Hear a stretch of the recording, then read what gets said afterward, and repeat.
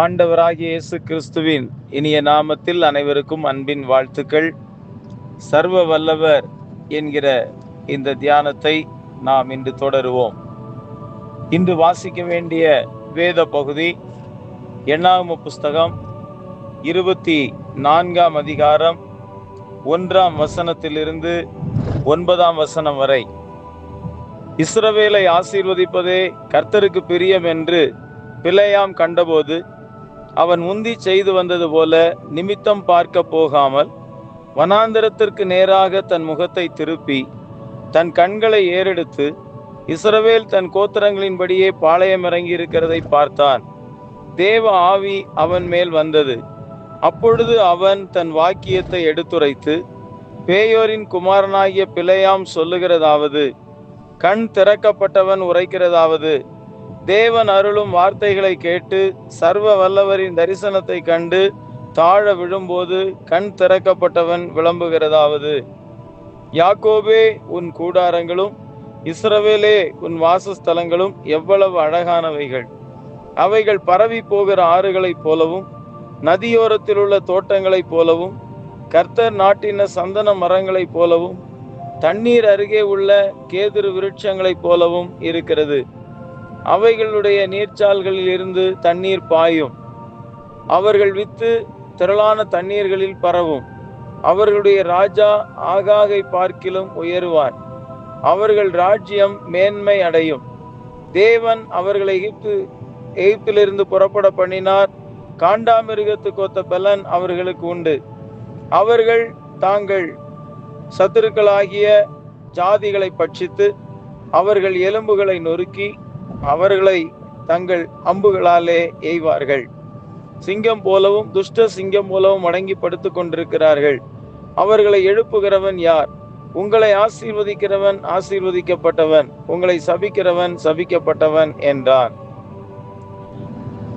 அன்பானவர்களே, பிலேயாம் தேவனை சர்வ வல்லவர் என்று அவர் குறிப்பிடுகிறதை நாம் இங்கே வாசித்தோம். 24ஆம் அதிகாரத்தின் 4ஆம் வசனத்திலே சர்வ வல்லவரின் தரிசனத்தை கண்டு தாழ விழும்போது கண் திறக்கப்பட்டவன் விளம்புகிறதாவது என்று சொல்லுகிறார். சர்வ வல்லமையுள்ள தேவன் பிலேயாமுக்கு தரிசனமான போது அவன் அவரது பாதத்தில் விழுந்தான். அப்பொழுது கண் திறக்கப்பட்டது அவனுக்கு. அவன் இஸ்ரவேல் ஜனங்களுடைய மேன்மையை அவன் கூறுகிறான். இந்த பிலேயாம் எதற்கு போகிறான் என்று சொன்னால், தேவனுடைய ஜனங்களை சபிப்பதற்காக பாலாக் ராஜாவினாலே அழைக்கப்பட்டு அவன் போய்கொண்டிருக்கிறான். இப்பொழுது ஆண்டவரை அவன் சர்வ வல்லவரை சந்தித்த பொழுது அவன் சபிக்க போனவன் அவனுடைய சிந்தை மாறிவிட்டது. அவன் சாபத்திற்கு பதிலாக ஆசீர்வாதமான வார்த்தைகளை கூறினான். தேவனுடைய ஜனங்களை அவன் ஆசீர்வதித்தான். சபிக்க வேண்டிய அவனுடைய வாயிலிருந்து ஆசீர்வாதம் வந்தது. இந்த உலகத்திலே சாப வார்த்தைகளை கூறுகின்றவர்கள் அநேகர் இருக்கின்றனர்.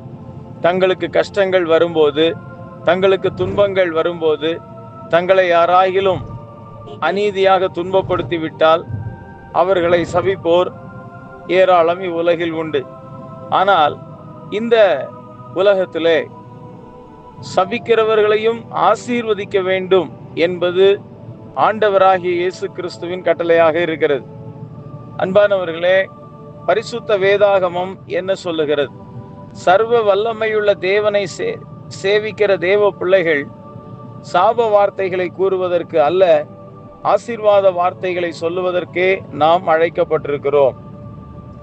1 பேதுரு 3ஆம் அதிகாரம் 8ஆம் வசனத்தில், மேலும் நீங்கள் எல்லாரும் ஒருமனப்பட்டவர்களும் இரக்கமுள்ளவர்களும் சகோதர சிநேகம் உள்ளவர்களும் மன உருக்கம் உள்ளவர்களும் இணக்கம் உள்ளவர்களுமாயிருந்து தீமைக்கு தீமையும் உதாசீனத்துக்கு உதாசீனத்தையும் சரி கட்டாமல் அதற்கு பதிலாக நீங்கள் ஆசீர்வாதத்தை சுதந்தரித்துக் கொள்ளும்படி அழைக்கப்பட்டிருக்கிறவர்கள் என்று அறிந்து ஆசீர்வதியுங்கள் என்று எழுதியிருக்கிறது.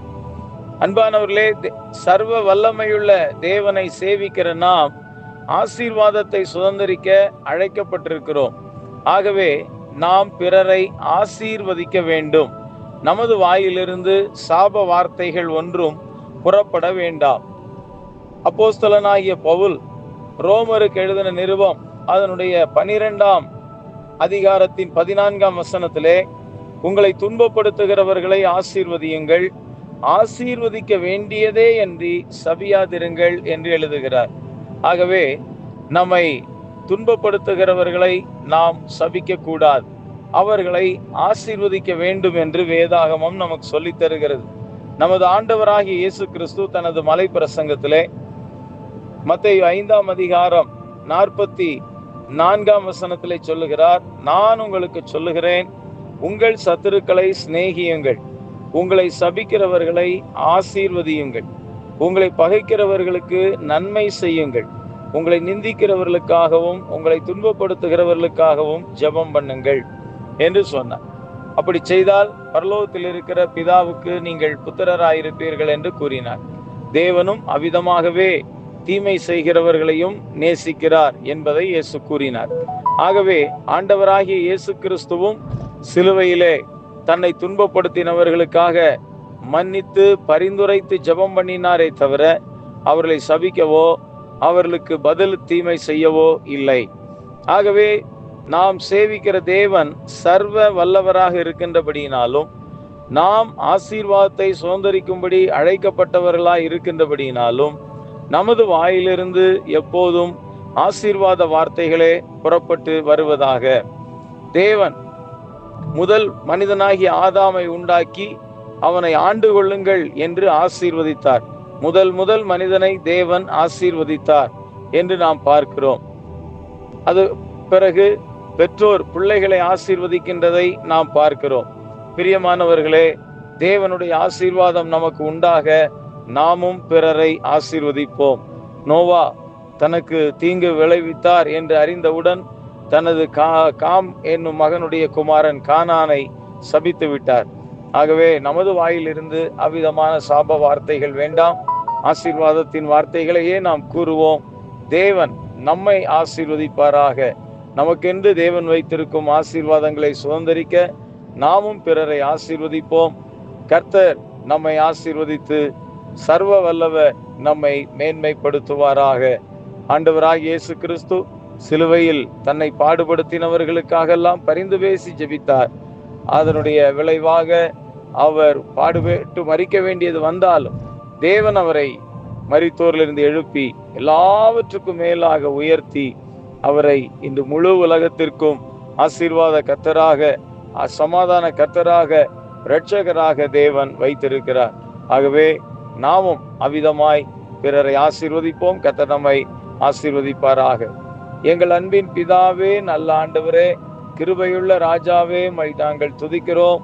ஆண்டவரே, நாங்கள் ஒவ்வொருவரும் எங்கள் வாயினால் ஆசீர்வாத வார்த்தைகளை கூறுவதற்கு தேவன் எங்களுக்கு அனுக்கிரகம் செய்வீராக. எங்கள் வாயிலே எங்களை துன்பப்படுத்துகிறவர்களை கண்டு அல்லது அவர்களை நினைத்து நாங்கள் எங்கள் மனதில் கூட ஒரு சாபம் அவர்களை மேல் நாங்கள் சுமத்தாதபடி நாங்கள் எப்போதும் ஆசீர்வதிக்கிறவர்களாய் இருக்க உதவி செய்வீராக. ஆண்டவரே, சிலுவையில் உம்மை துன்பப்படுத்துகிறவர்களை ஆசீர்வதித்தீர், உம்மை பரிகசித்தவர்களை மன்னித்து ஜெபம் பண்ணினீர். அதுபோலவே நாங்களும் பிறரை ஆண்டவரே சபிக்கிறவர்களை ஆசீர்வதிக்க, எல்லாரையும் ஆசீர்வதிக்க, ஒருவரையும் எங்கள் வாயினால் சபியாமல் ஆசீர்வாத வார்த்தைகளையே கூற தேவன் எங்களுக்கு கிருபை செய்வீராக. ஆண்டவரே, எங்களுக்கு அவ்விதமாய் உமது கிருபையை தந்து எங்களை நடத்துவீராக. எங்கள் இருதயத்தை அதற்கு பக்குவப்படுத்துவீராக.